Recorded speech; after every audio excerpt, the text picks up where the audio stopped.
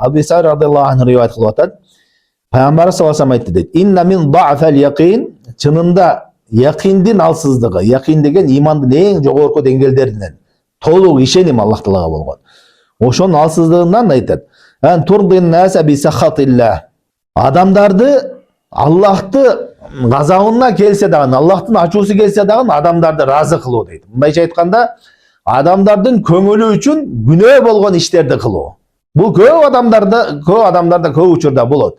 Күнөө болгон дегенде көпчүлүк адамдар мен күнөө болгон ишти Аллахтын разылыгы, Аллахты адамдар разылыгы үчүн кылбайм деп ойлойт. Мисалы үчүн күнөө десе, зынаны, арак деле элестетиши мүмкүн да.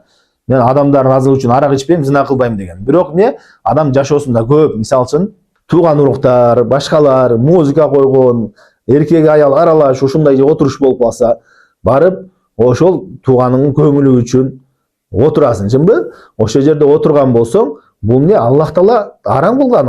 Андай жерде арак ичилип аткан, музыка болуп аткан жерлерде отурган болбойт. Аллах Таала тыюу салган. Ошондой жерде бир досуңдун же бир тууганыңдын көңүлү үчүн отурсаң, анда Аллах Тааланын ачуусу келген ишти адамдарды ыраазы кылуу үчүн отурган болосуң. Кандайдыр бир жерде отурасың, ал жерде бир шариатка каршы иш болуп атат, аны кайтара албай жатасың. Мункар кайтара албай жатасың. Кайтара албасаң, жок дегенде ал жерден туруп кетишиң керек. Ал жерде отурганың болбойт.